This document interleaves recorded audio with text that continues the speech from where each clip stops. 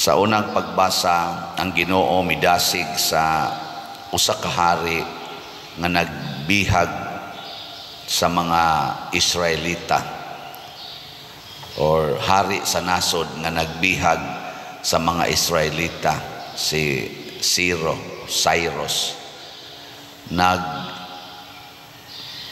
Mura siyang nagdamgo, nagiingnan siya sa Ginoo pagtukod og templo dito sa Jerusalem para sa mga Israelita, para sa imong mga gibihag.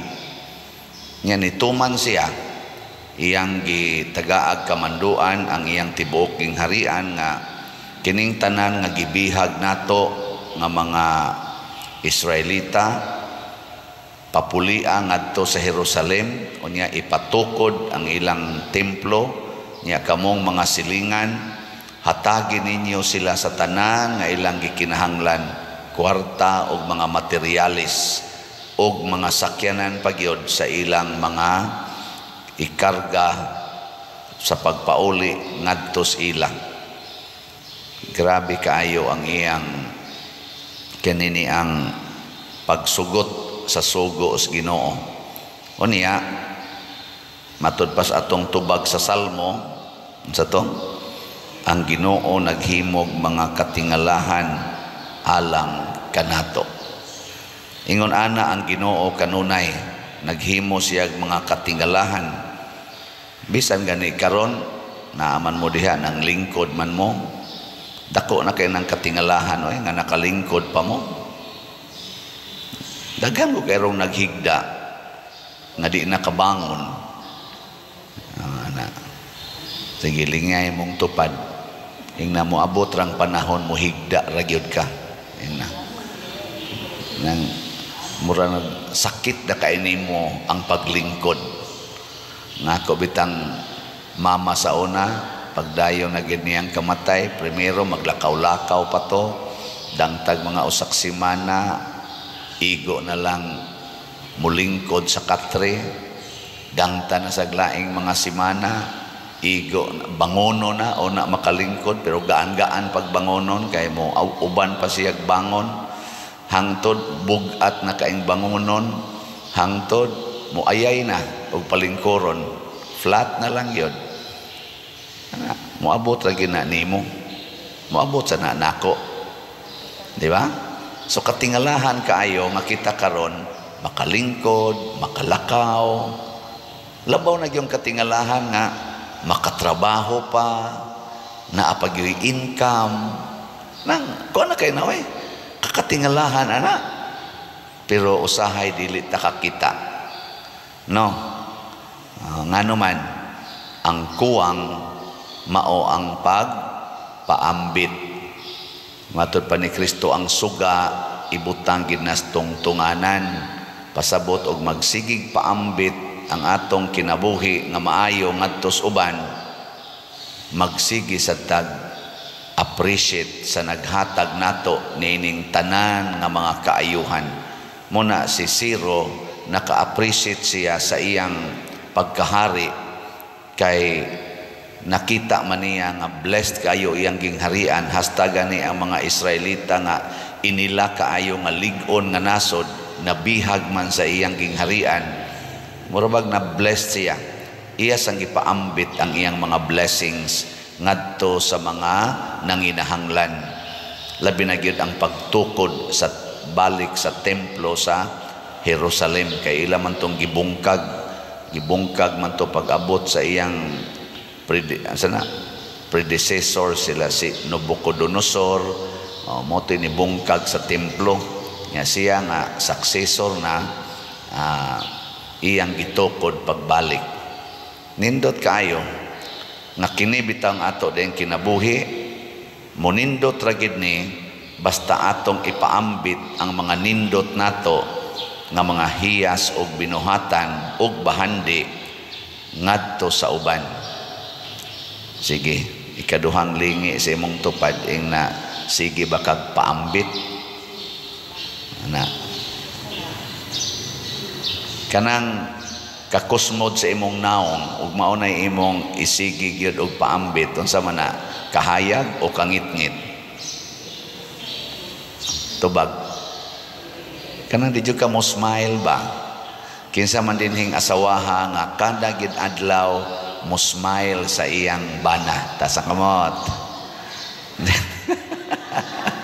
Kada bang imo gisang pahiyoman kanang tamis gyud kay nimong pahiyom ba? Oy, nanagkusmod mo palang gani pagmatag gayaw-yaw na. Nabuangon mo hanto na lang nung bana din agina ganahan mo tan-aw sa inyong naw magsaylo-saylo na lang ang mata ng inyong bana, no? Kinsa man sang mga banaha din hibi nga kada gid adlaw mo ingon gyud day I love you. Sige ta sa kamote. Ay, hilas na kayo, no? Hilas. Mao na. Nus apa man ka mo ingong I love you kanang muungot ng imong baba nga gi-paralyze na ka. Love you. Ana na ka. Nya magtuo dayon imong luha nga di nakakasulti kay ni uk-uk na sang imong dila kay naigo sa stroke. Sige na lag-agas imong luha, mao pa na imong isulti. Buangon ka. Karon nga makasulti pa ka, sulti. Ngay practice kuno na imong tupad na I love you. Tanaw to makalitok wakag klaro be. Ug di gani ka kalitok, mura kag na paralyze. Litok ka na ay. Ay bikin sa man dinhing mga ginikanana be nga magsigi jog ingon sa mga anak langga or I love you ita sa kamot. Bisag makasa inyong anak, makabuak og inyong plato, uy langga, careful. Siyagi tan ikaw makadangag ini mo eh. Dako naman ta ka, danghag niya pong kay ka. Unsa may imong igsinghag nimo, unsa may imong gipaambit, kahayag o kangit-ngit? Kung mo palit mo slat, unsa mo sa inyong gipaambit? Kahayag. Kahayag na siya. Unyag mo palit pa jud kas atong investment slot nga tag 500,000 kanang disap, unsa imong gipaambit? Dili na nakahayag. Unsa man? Nagsilaob nga kalayo sa kalipay. Ana, nya kinisang nagsigig paambit basta naning kamot gyud nga mahigugma sa iyang isikataw o sa Ginoo, punon sa ni sa Ginoo sa kalipay. Mao na nga si Siro paghatag niya sa kalipay ngadto sa mga Israelita nga sige na sila kaning daig sa Ginoo, siguro gitong giampo po to nila si Siro bisag dili to Israelita, ang Ginoo midawat gito niya ning hatag sa to niya og talagsa og kalipay. Prabitaan ng mga anhi dinis ato gahapon diri ni usas mga ni anhi ato man na silang gi tungod bangos kadaghan nga magsigig balik-balik ba atong gitagaan sila og role nga kausalas usa ka semana ba sana de kausalas usa ka buwan kay magka mahurot man sang atong stocks ani nila. Nya ni agree na ang uban ana may dinhi tag kausalas usa ka buwan tagaan na tog 5 kilo rice nya pakapina na tog gamay pamliti ana sus gahapon kay naa magitulo ka buk ni balik mga tiguang ingon dayon si atong sekretary pader sa atong record diri man na sila pagka September 9. Nako wa pa day matapos ang buwan. Ako dinhi man day mo September 9. Di ba giingnan mo once a month lang para maapod-apod pud nato sa uban. And then sila pader kana ganing kasabot mamian ang once a month pero wa na gid mi mahimo pader. Wa na gid mahimo nako. Awa na lang sa kumo check. Ato dayong gitagaan tagas kayog smile ilang naw na kosos tagaan bag usa ka 5 kilo nga bugas unya na 200 nga kwarta pakapin tan lagi smile diri ba nya murag mosidlak yun ang ilang matas kalipay bitaw nako magmisa ka kuno tagaan kog 5 ka kilong bugas nya 200 nga kwarta malipay pa ba kako kana bang inigmisa nako atos kapilya imbitaron kog misa kaugma ganin sa imbitasyon igabot na ko tagaan ka kog 5 kilo packed rice no nya duha ka 200 malipay pa ba kako aka mo trabaho mo igtapos sa semana tagaan ra mo 5 kilo rice o nya 200 malipay pa mo na mga naong ninyo ambot lang Di ka magsige yaw-yaw, way batasan ng empleyaduha, employera, may ratag masakit, may ratag ana ba. Pero kanindot di ay kun mo paambit dili man gyud dako kayo, pero siging paambit ngadtos uban portig yung lipaya.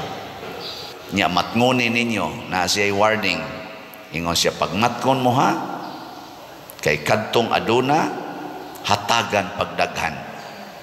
Kadto bang dunay iya nya siging paambit tagaan pagdaghan, pero kadtong walay iya pasabot wa gyud siya na paambit, bisan gani ang jutay nga iyang giisip nga iyaha kuhaon pa, mahutdan gyud. Bisag ka na lang ganing simple kayo kanang kalipay, happiness. Tagaan karon anag happiness. Kanang pag-smile, gamay ra man jud kay nang butanga. Kanang pag-smile ba? Sige. Lingi ako no imong tupad. Lingi ba? Kanang paglingi, gamay ra man na. Tanawa, di ba naagi dili mo lingi? Kana na lang yung pagliso sa inyong, di na gid mo kaliso. Kagamay ra gid ana. Usahay. Tanawa, matngoni ni. Usahay. Kuhaon pa nas Ginoo.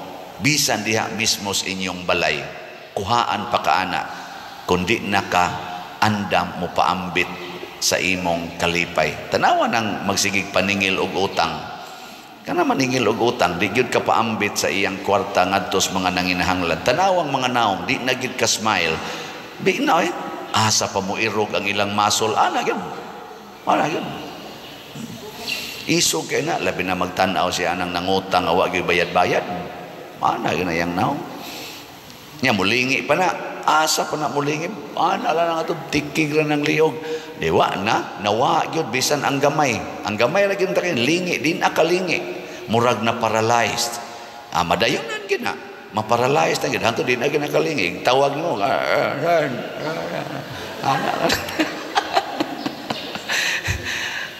maabot ang panahon na maingos Kristo, kwaon gina bisan ang gamay nga naani mo, apan ang katapusan yung pagkuha sa tanan nga ato kung ibanlod na tas impierno ini kamatay nato.